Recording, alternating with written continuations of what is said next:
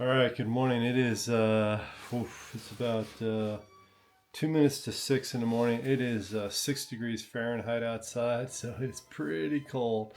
That's minus 14 degrees Celsius for people using Celsius. And yeah, I'm gonna bundle up, wear warmer clothes, of course, and get ready. So for this morning, I'm gonna do my normal hike, and then I'm gonna come back and do a push session.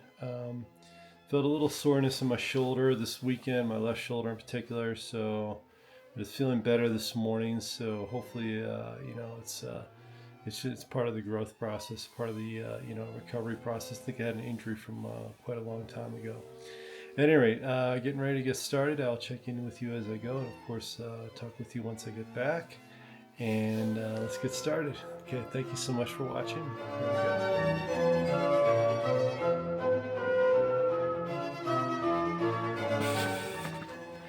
Okay, so heading out to the hill here.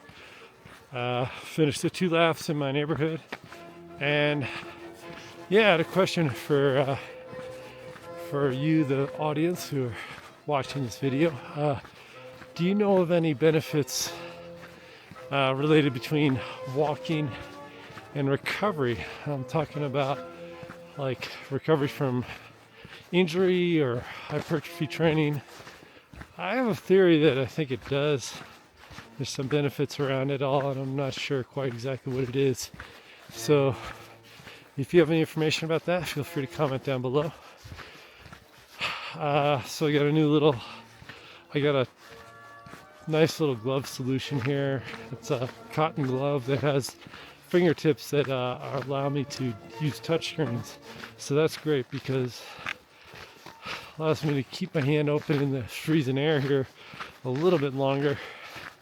I did keep moving a lot faster this morning, primarily focusing on moving and getting the blood circulating so that my hands wouldn't freeze as much. That was my big goal, was to kind of limit the discomfort in my hands. So that did work. Yeah, really trying to move as fast as possible helps out a lot. Okay, I'll see you at the top of the hill. Here we go. So now I get to walk in my own footsteps here.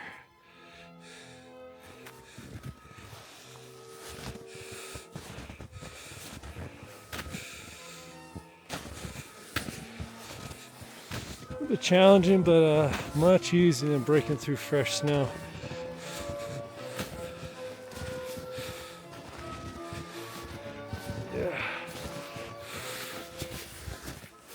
Yeah, much easier than breaking through fresh snow.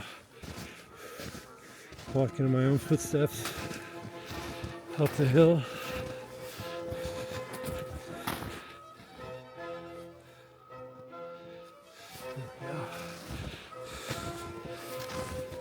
Oh.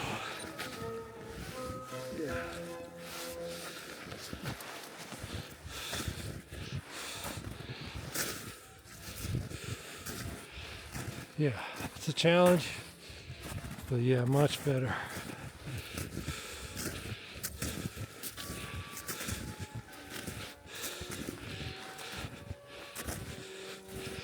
Much better to walk in your own footsteps. All right.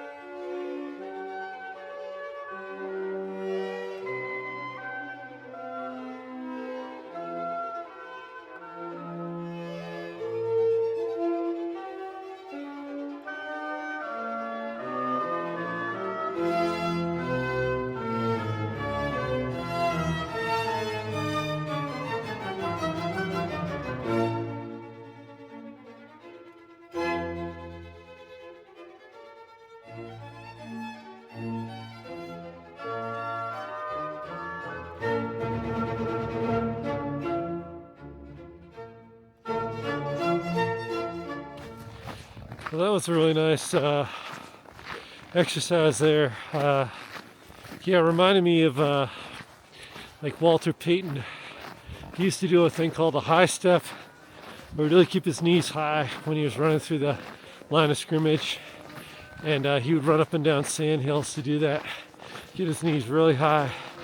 And boy, he was really excellent running back. So yeah, interesting exercise to try. Beautiful sunrise happening here. Walking back to home base.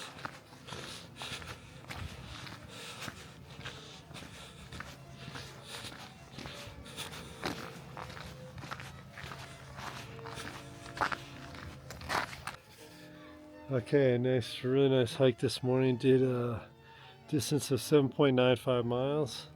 Time of 2 hours, 37 minutes and 10 seconds. Pace of 19 minutes and 46 seconds per mile.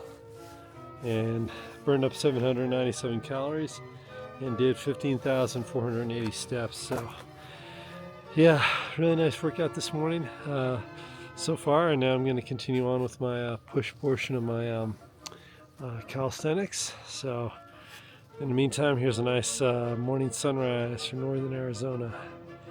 All right, good morning.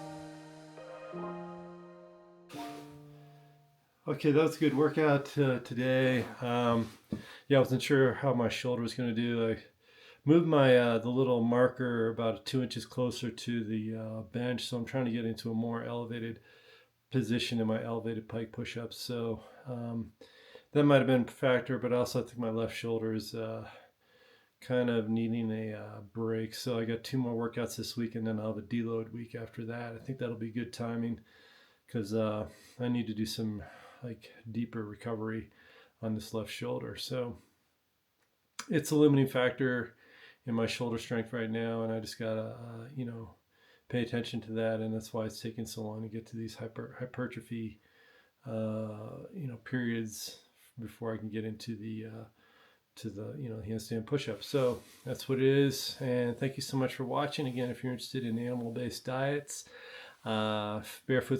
barefoot shoe style hiking and calisthenics, then you come to the right place. Okay, thanks so much for watching, and I'll see you next time.